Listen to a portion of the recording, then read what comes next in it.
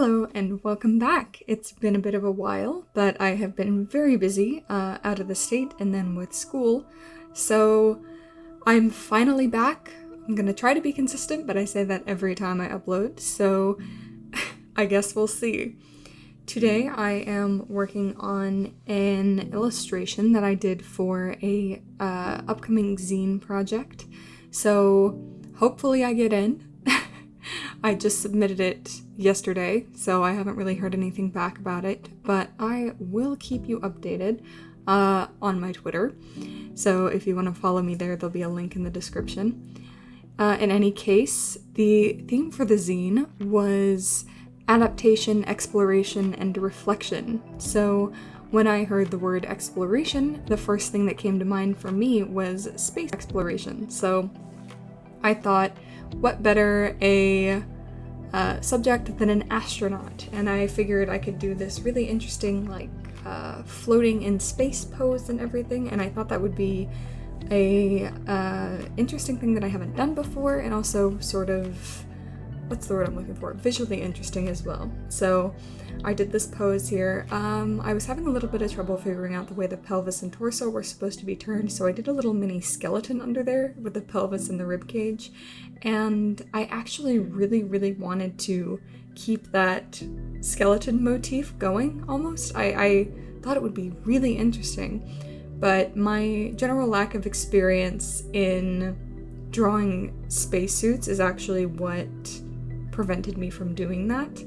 I didn't know how to set up a spacesuit or which parts could be separated to perhaps show some bones, so I ended up just doing an ordinary astronaut, but I would love to return to the idea of a skeletal astronaut or, some sort of haunted space theme or something like that. That sounds incredibly interesting to me, and Inktober is coming up, which I am going to try to participate in again this year. I did not get very far last year. I got maybe 3 days in, and I started 4 days late, so but anyway, this year I am going to try to do, I'm gonna say at least 10 days. Give me a small, a smaller goal, so hopefully I'll hit that. But maybe I'll do some sort of haunted astronaut for one of the prompts this year. I haven't really looked at the prompts list yet. The most challenging part of the illustration was obviously trying to figure out the spacesuit. There's a lot of separate pieces as well as structural components to the spacesuit that it was very difficult to think about in the moment, especially considering the anatomy. When you look at a lot of spacesuits, they're very chunky and cylindrical, and it makes them sort of simple looking in terms of anatomy. So I actually had to do a little bit of creative finagling with the accessory part of the spacesuit. I put knee pads on to actually give an illusion of where the joint in the knee would be to help myself draw it, as well as help the viewer sort of capture that.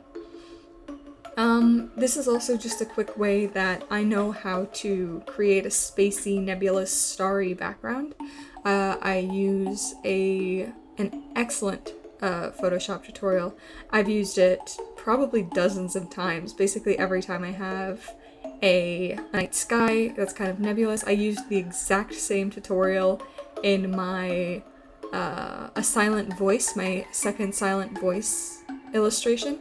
So I will actually link that tutorial and the silent voice video in the description below as well, so you can check out what I'm talking about there. But I did need just a little bit of a break from doing the second sketch layer, so I went in and did the sky that I would do later on. Usually I would do very colorful, very bright sort of nebula, but specifically one of the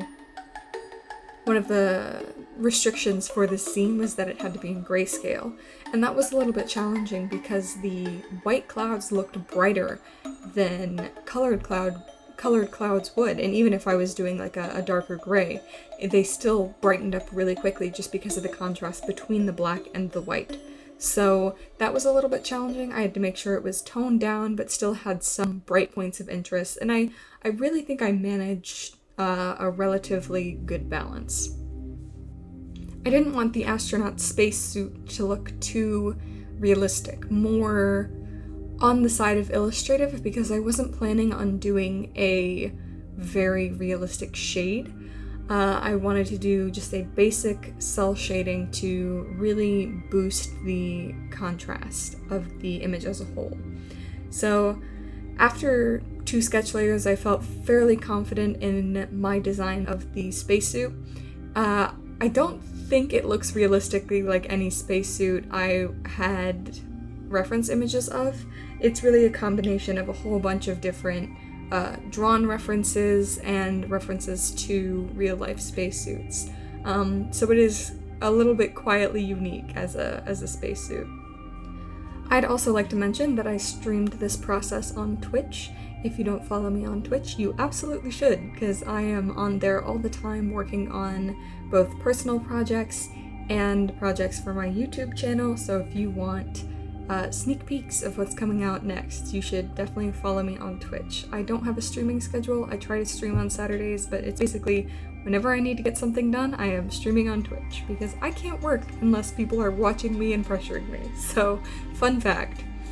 The line art was fairly standard and easy, and there actually isn't very much to say about the coloring either, because it's a grayscale image. And that also really works well for the astronaut spacey kind of theme. There were a lot of different designs of astronaut helmets that I saw, but I really wanted one with a nice big glass part in the front, a nice big facial window, because I was planning on also reflecting in that. So I really wanted a nice round looking helmet as well. I used the sky that I made and used it as a clipping mask over top of this this goop here that is supposed to be what the astronaut is interacting with. There is no background. There wasn't supposed to be a background for this image, and it did specify a floating element. So as much as I would love to have put them in space with the sky behind them, I think doing this sort of like floaty, goopy interpretation of them reaching out trying to touch space worked really well for the illustration. I think it turned out excellently.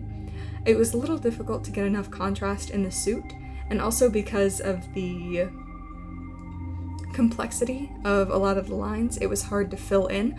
I still don't know if anybody has any advice on how to properly fill in colors without getting that white ring of pixels around the edge, and also without having to color each space individually.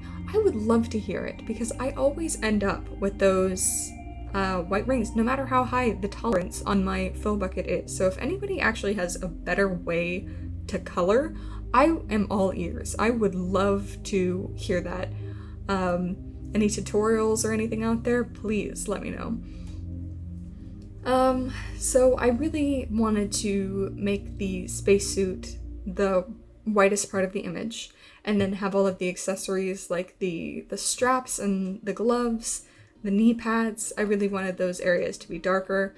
It was a little bit difficult getting enough contrast that it really looked like there were multiple pieces and everything didn't sort of blend into one color.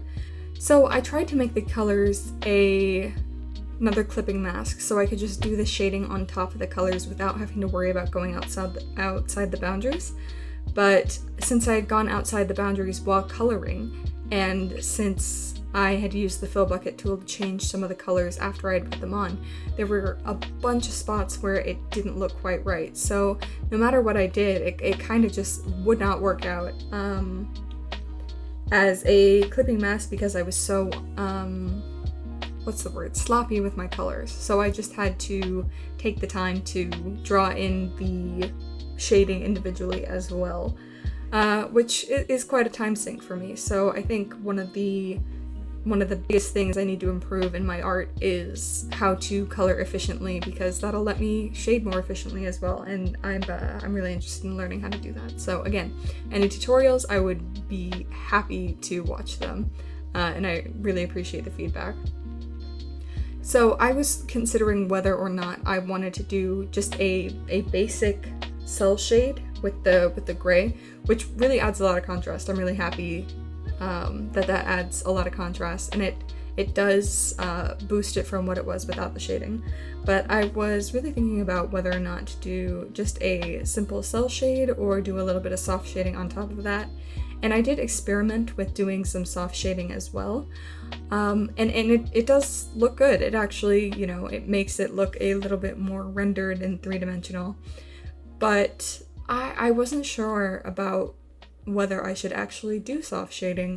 When I see photographs of space, all of the shadows are really, really hard. You know, they're really tough shadows. And I was actually thinking to myself while I was doing this, I'm not a scientist, so this could be completely wrong, but because there's no atmosphere, I think that the light doesn't really diffuse. It's like a spotlight. So because I wanted to have that spacey sort of feeling, I just did the cell shade, and it wasn't dark enough, so I actually had to copy it and multiply it again because something was going on with my shortcuts. I could not open my shortcuts. And I really wanted to make this space look like it was floating up and rising up, like almost like a lava lamp, because this character is floating, so there's zero gravity. And I wanted it to look like they were really reaching out to try and grab part of space, trying to grab their little piece of space. And I had it reflected in their helmet as well. And that's basically it. So this is the final illustration. I would like to thank you so much for watching. If you liked, leave a like. If you want to see more, subscribe. Again, I will have everything I mentioned as well as my social media linked in the description below. Thank you again, and I will see you in the next video. Have a great day and all that jazz.